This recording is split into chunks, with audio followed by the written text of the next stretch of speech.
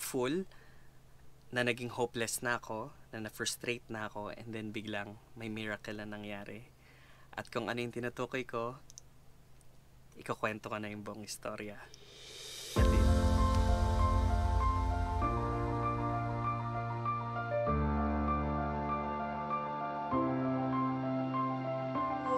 Hello po, sabi ko hindi ako idlip. Hello po.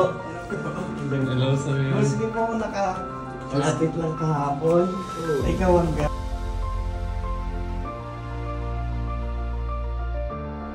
Hi. Luya na po ako dito. Sorry. Bakit? Hello. Hello. Ano nangyari? Kamusta ka? Hindi lang po, ano po. Kahapon nandun ka? Nandun po ako. Nandun siya, sir. Sa meet and greet. Alam nyo, hanggang ngayon, gusto ko na ikwento pero natutuwa pa rin talaga ako. Thank you so much, Ong Fam, for the opportunity to meet you in the very unexpected way po. And ang sayo ko lang po talaga hanggang ngayon pag uwi ko. Napakagandang idea at plano ang ginawa ng Ong Fam na magkaroon ng first ever meet and greet at dito pa ginanap sa Metro Manila. Daming taga Metro Manila na hindi na kailangan pumunta ng Palawan at makuha yung opportunity na ma-meet ang buong Ong family. Nung nabalitaan ko yon na merong meet and greet, sobrang doubtful ako na makapunta. Gawa ng, bigyan ko lang kayo ng konting istorya. Meron kasi akong injury simula February at na-surgery lang tong left knee ko around July this year. And from my surgery day, nasa recovery period pa rin ako. Gumagamit pa rin ako ng crutches or saklay at naka-stabilize pa rin yung left knee ko. At ayun yung naging challenge ko nung pinabalak kong pumunta sa meet and greet. At syempre sa sobrang katapangan ko at alang-alang sa pagiging kamag-anak at suporta ko sa buong Ong Fam, ginusto ko pa rin makapunta. Kaya lang, challenging lang sa akin kasi pilay ako, hindi ako nakakalakad ng maayos, at ayoko naman na mag-worsen yung condition ng tuhod ko. Dahil nga meron akong iniindang kalagayan, mas nanatili akong dun lang sa safe side. Though alam ko magiging crowded yun, dun lang ako sa safe side na parang hindi ako masyadong sisiksek and all, ganyan. Come the day itself, the meet and greet, 3 p.m. yon sa SM Mall of Asia Music Hall and dumating na ako around 12. So parang medyo dinaanan ko, nag-drive ako all the way here from Rizal, San Mateo, Rizal. Nakapag-park ako doon sa Bay Area. Nakasecure naman ako ng parking slot which is good. At pinuntahan ko yung music hall. Parang wala pa masyadong kamag-anak since 3 p.m. pa yon. Pero may mga umiikot-ikot na sa MOA. Kita ko mga nakamasid merch, ganyan. At nagstay muna ako sa parking. Doon muna ako sa kotse until hindi ko na malaya nakatulog ako. So hanggang around 2:30. Or hindi, 2 pala. So sabi ko, nung nag-isnalimpungatan ako, alas 2 na, 3 mag-start. Pagtingin ko, medyo marami ng crowd sa music hall. At doon ko na inumpisahan yung parang tinitingnan ko kung saang part yung nagpapapasok ng mga kamag-anak para doon sa oval sa gitna. Kasi nakita ko muna sa second floor na parang open pa pala yung gitna. So pwede pa magpapasok. At nakita ko kung saan nagpapapasok. So doon ako nagpunta sa part na yon. At alam nyo, yung pagpunta ko sa part na yon, di pasok na, pasok. Until yung parang ako na yung next na papasok, nag-crowd control sila. Nilock nila yung gate at hindi mo na nagpapasok sa oval. So parang sabi ko, okay lang. At least nandito pa rin ako, present pa rin ako. Okay lang. At least makikita ko pa rin sa channel, natatanaw ko pa rin yung stage. Okay lang talaga. Nagkaroon ng konting mga hosting and all. Hindi pa yung official host yung o-organize ng event at yung nakatayo sa stage. Parang pag-set up pa lang, ganyan. Until around 3 p.m. hindi pa nag-start. Parang medyo pinapakita pa lang yung videos. Around 4 to 5 p.m. nag-start na. Pinakilala na si Chad Kines, si Poo, tsaka si Host Jam. Sila yung tatlong host nung event na yon, yung proper event. Tapos yun na, around 5 p.m. dumating na sila Gioong. Yung pwesto ko is nandun pa rin. Dumating na yung Ong Fam, nandun lang ako sa merch area, which is nakita ko si Kuya Gi, tsaka yung family niya, sila yung responsible dun sa merch area na parang may mga pumipila, sobrang konti lang nung pumipila, sobrang konti. Yung pag-explain ko ngayon, kasi malalaman nyo mamaya kung bakit biglang dumami yung pumila sa merch. Ang ganda naman ng pwesto ko, kita ko sila kaya lang sa malayo, hindi yung malapit. Kung hindi masyado sumisigaw yung tao dun sa part na yun, which is ako naman, nakangiti lang ako magdamag at hindi ako masyado nakakapag-video. Dumating pa sa part na may mga considerations yung mga security doon para papasukin dun sa gitnang oval. Pinapapasok yung mga babae, pinapapasok yung mga bata. Until ako, dineclare ko, kahit alam to nung ibang kamag-anak na nakapalibot sa akin dahil nagsisiksikan kami doon. Dineclare ko talaga na meron akong left knee injury. Which is again doubtful yung security kasi nakatayo lang ako. Tapos sabi ko, wala na po akong saklay pero pinakita ko talaga yung picture. Ito. Yan, yung picture na na-surgery ako at nagre-recover ako sa St. Luke's. Pero, nasa recovery period pa rin naman ako. Pero nailalakad ko na siya without crutches or saklay. At sa sobrang desperate ako na makapasok doon, parang gusto ko lang na makonsider yung condition ko.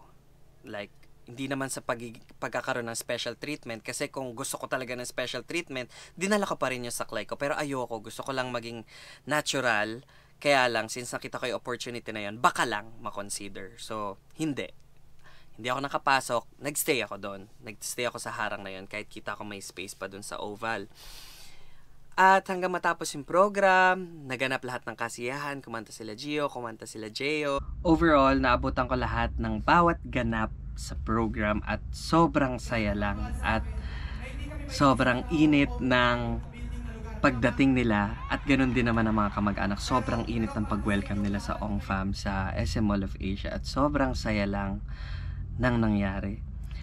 Until natapos yung program at around 7 or 8 p.m. doon na yung meet and greet wherein lahat po ay magkakaroon ng chance na parang pumunta sa stage, magpa-sign ng mga merch and all at magpa-picture. At since sabi ko nandoon ako sa part ng merch area, dineclare bigla na doon unang pupunta si Gio Ong at magsasign ng mga merch na dinumog bigla ng crowd at napalayo ako at nagpumwesto ako sa isang corner na nakaupo ako. Ito yung video clip na yon kung saan dadaan si Gio Ong. Nakaupo ako at natakot po ako sa tuhod ko na baka masagi po, kaya nanatili po akong behave na lang. At sayang, missed opportunity na naman na ko sa Gio Ong. Pero yung part na yon ng event is parang sobrang crowded na. At sabi rin, kailangan makabili ka muna ng merch bago ka makapila for meet and greet. Willing naman akong bumili, kaya lang yung crowd po ng pila at hindi po talaga masyado ma-organize kay gawa ng, syempre lahat excited, understood naman. Hindi ko po kaya yung crowd. Baka mapano pa po yung tuhod ko. Dahil hindi po ako makabili ng merch, hindi rin po ako makakapila sa meet and greet, which is hindi pa rin po ganun ka-organized masyado yung pila nun kasi nga lahat po ay excited until napakiusapan naman po in the end. At yun, around 8 p.m. naging hopeless na po ako. It's 8 p.m. na, sobrang hindi ko talaga kaya. Yung tuhod ko, hindi ko kaya sa crowd ng merch. Hindi ko rin po kaya sa crowd ng pila. So, kailangan ko makabili ng merch para makapila. So, parehas may crowd at nasasagi pa talaga yung tuhod ko. Ayoko na i-risk po yung health ko. Pero, siguro may ibang time para mamit ko ulit kayo. OngFam, thank you so much. Yun, nakuha ko ng konting clips yung setup sa venue nung around 8 p.m. At nag-decide ako na sabi ko sa video, mukhang next time ko na kayo ma-meet in person, like yung malapitan at makakamayan, ganyan, makapagpa-picture ng katabi, kasi hindi ko po kakayanin yung sitwasyon gawa ng aking kalagayan sa knee injury. And then sa parking, nag-video shoot pa ako ng konting ganito.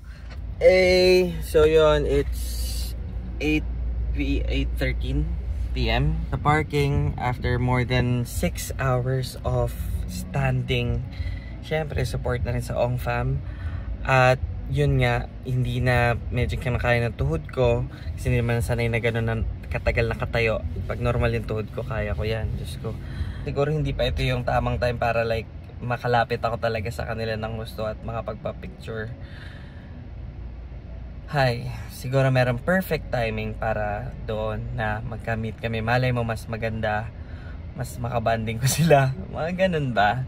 Hindi lang siguro pa ngayon, pero grabe, ang sarap sa feeling na na-meet ko yung mga taong kahit papano nakaka-contribute sa inspiration ko sa buhay at nagmo-motivate sa akin kung paano mabuhay everyday.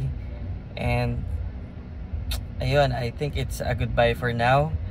I hope to meet you, greet you, if possible hug you. Makamayan ko po kayo lahat at makapagpa-picture. Siguro merong sobrang perfect time doon para mangyari lahat yon sa akin at sa inyo, Ong Fam. Thank you for this day. Pagod pero sulit. Ayan, so nawalan na ako ng, masaya ako sa nangyari na part ako ng isang malaking kaganapan ng Ong Fam sa meet and greet. Pero yon, medyo may konting frustration dahil hindi ko na-fulfill yung ma-meet talaga sila in person. Punta ako sa parking, and then Rizal pa ako uuwi. Siguro, by any chance, pinaramdam sa akin ni Lord na hindi mo kaya mag-drive pabalik sa Rizal. And I think traffic na rin yun kasi rush hour, ayoko po makapagsapalaran sa EDSA NC5. Siguro talagang binigyan ako ng sign ni Lord na maghanap ng mapag-i-stayan overnight at umuwi na lang kinabukasan. Naghanap po ako doon at syempre doon po ako pumunta sa budget hotels lang. Gawa ng matutulugan ko lang naman po siya. At may nakita po akong budget hotel sa Asiana area, which is parang few minutes away from SM Mall of Asia. At yun na nga, 9 PM or 10 PM, nakapag-check-in ako at natulog na po ako hanggang umaga. So, sa baba pala ng hotel, meron lang convenience store doon. So, I think bago ako matulog, bumili muna ako ng siopaw or sandwich, ganyan. Tsaka, inumin ko bago ako matulog para naman kahit paano may laman yung tiyan ko bago matulog until the next day. Yun na. Hindi ko pa rin ma-contain yung happiness ko na naka-attend ako sa ganong event. I don't know, pero ang standard checkout time sa mga hotels is around 12 PM. 10:30 AM pa lang, parang nagra-rush na ako na mag-ayos na ng gamit. Tapos sabi ko 11 AM, lalabas na ako ng hotel, checkout na ako, baba na ako sa lobby. 10:55, tapos na ako mag-set up and all, mag-pack up. 10:55 AM, nandun ako mismo sa lobby at nagsabi ako, checkout na po. Pag-abot ko ng keycard sa checkout, palingon ako sa pinto. Pumasok si Ate Mafe at Kuya Rod. Eto yun. Actually, may video na lang po. Dito po si Kuya Rod at si Ate Mafe. Picture po. Ayan, nung nakita ko sila, talagang mas lalo kong ginanahan na parang nagising ako, na parang ang alam ko na lang isuuwi na sana ako. Kaya lang nakita ko sila, kinausap ko konti. Sabi ko, yun na, naiyak pa ako sa parking. Nag-check out na ako ngayon 11. Yan. Tapos bigyan ko pumasok sa pinto ng lobby si Mafe tsaka si Kerod.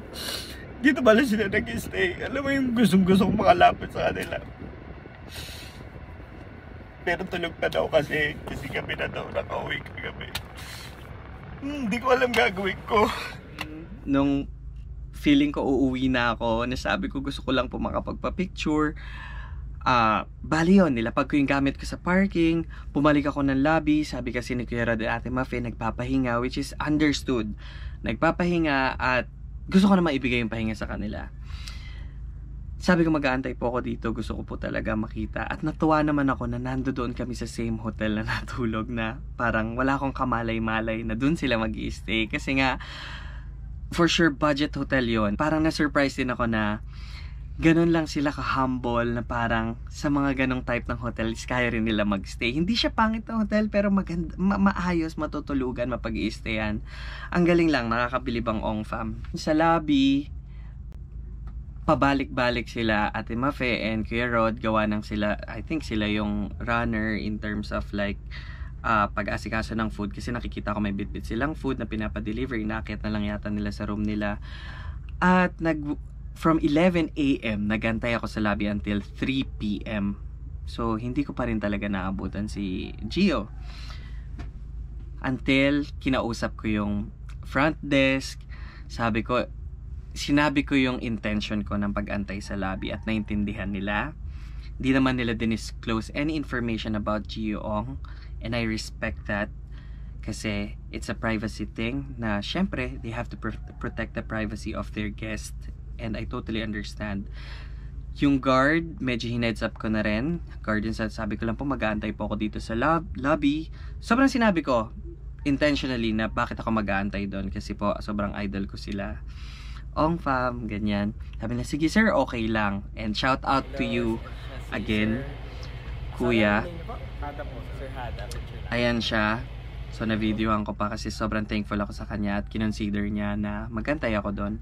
3 PM, sabi ko, okay, mag-stay na lang ako ulit. Baka kailangan ko pa mag-stay ulit. And finally, ma-meet ko na sila. Nag-decide ako mag-stay for another night. At sobrang saya ko. Kasi sabi naman din ni Kuya Rod natin ma-face sa akin, sige, hintayin mo lang. Tsaka hindi pa naman kami uuwi ngayon. Sabi lang naman nila ng ganon. And then, I understand na kailangan ko rin talaga i-protect yung privacy nila para rin sa mga kamag-anak na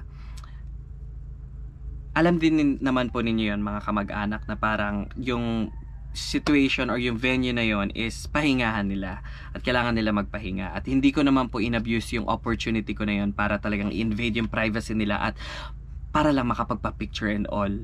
Naiintindihan ko po yun. Kaya po ako nag-decide na mag-stay ulit for another night para lang kahit papano, kung makita ko yung opportunity na hindi sila busy, makasalubong ko sila sa hallway at saka sa hotel lobby, is yun na po yung best chance ko para makapagpa-picture at ma-meet sila.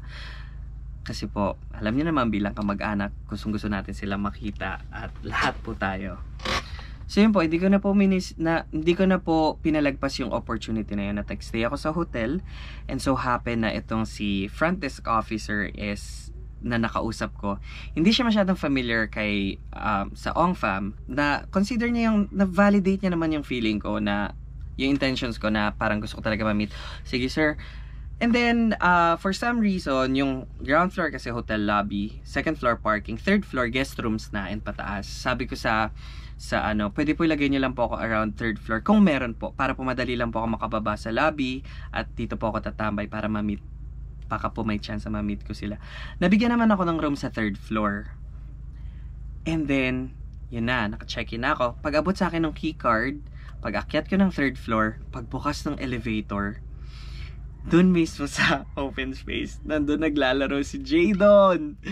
Si Jadon, si Kuya Jay, tsaka si Ate Mafe. Ito yung clip na yon. Si Dongdong. Pwede ba pang-video sa'yo, Dongdong? Ha? Gamit mo na si Dongdong. Ay, asan ba siya? Asan si Dongdong? Mamaya na lang po pag nahanap na lang po.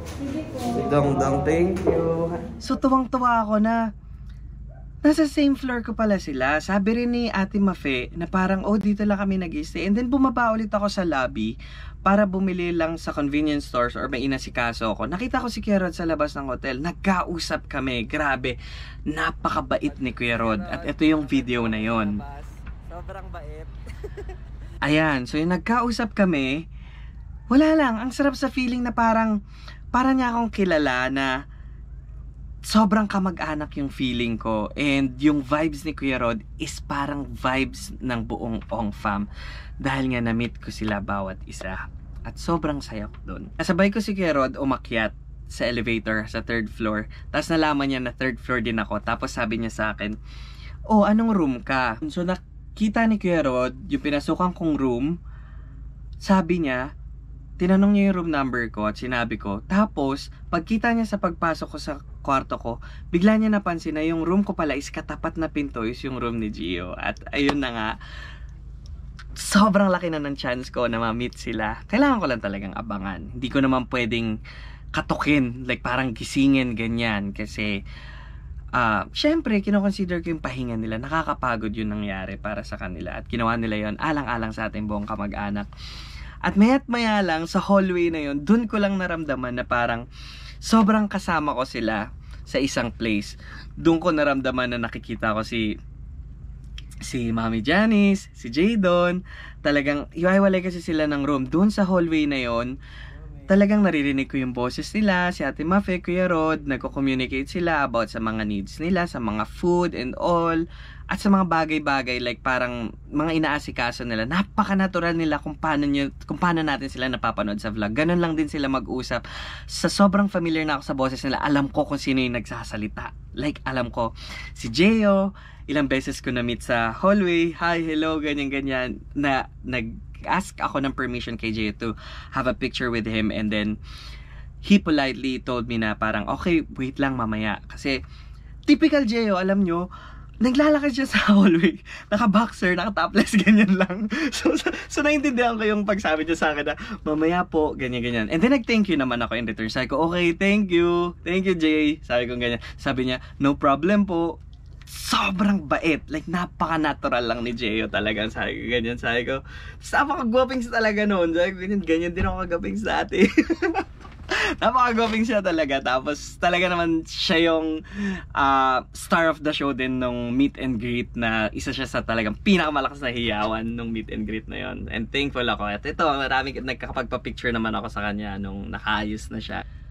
Sobrang tahimik lang ako sa room ko. Pinapakiramdaman ko lang sila. Natutulala na ako noon. Mag-isa, phone ko lang yung hawak ko. At parang gusto ko lang ma-feel yung vibes na parang kasama ko sila. Para kaming nasa isang bahay, ganyan. Ang hindi ko na lang na-meet nung mga oras na yon ay si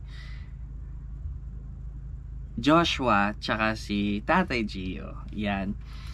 And around 6 PM, ganyan, parang medyo shinare ko na sa best friend kong si Rodel yung sitwasyon ko. At tigatagig lang naman siya. Pinuntahan niya na ako doon kasi idol niya rin ang Ong Fam. Sa kanya ko lang naman shinare. At itong si Rodel ay parang si Kuya Jeril ko sa buhay. Gio, Boss Gio and Kuya Jeril. Ganyan. Sobrang best friend ko siya. At sinabi ko naman din sa kanya, disclaimer na parang, oy, walang makakaalam, huwag ka muna mag-post. Kung sakaling makita mo sila dito sa hotel, huwag ka muna mag-post to protect their privacy. And sobrang kinonsider naman. Sobrang naintindihan naman namin yon. Like parang, syempre, pahingahan nga nila yon. Ganyan. I even met Kuya Jeril. Yun agad yung sinabi niya sa akin. And kudos to Kuya Jeril. Sobrang yung nakikita natin sa video, talagang nandoon yung security level niya pagdating sa Ong Fam. At grabe, thumbs up sa'yo Kuya Jeril. Ang galing niya. Kahit sa event area na meet and greet, kita ko yung takbo siya nag-aayos ng mga errands and all. Ang galing. Sabi sa akin ni Kuya Jeril, uy, thank you. Nakipagkamay siya as if parang sobrang close na namin. Wag mo na lang muna sabihin na nandito. Sabi ko, no problem kay Jerry. Ayan, I totally understand. Sabi ko pong ganun. At hindi naman po ako mag-post. Sabi kong ganyan. Agad-agad. Siguro may right timing. So pag napanood yung tong video na to, sobrang late na to.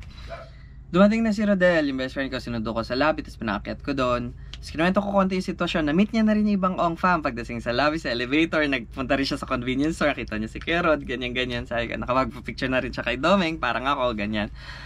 So sabi ko, yung mga oras na yon is parang since tulala lang ako, bandang mga 8-9 PM, tinatamaan ako ng antok. Ito si Rodel, gising na gising pa, nagsa-cellphone and all. Sabi ko, Del, antabayanan natin na kung marinig mo yung boses ni Boss Gio, ganyan-ganyan.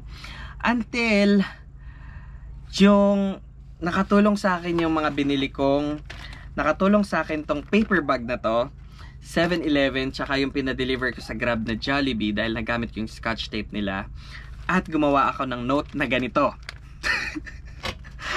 Ayan yung picture. Sabi ko lang dito, #OngFam, heart. Tay Gio, alam ko nagpapahinga ka po. Gusto lang din po kita makita. Wait na lang po ako.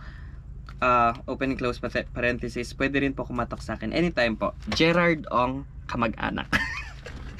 Dinigit ka sa pinto ko. So nakita sa picture ko. Sa pagiging hopeful ko na baka makuha yung attention ni Tatay Gio sa gagawin ko kalokohan na to. Pinost ko talaga siya sa pinto. Tapos, ayun.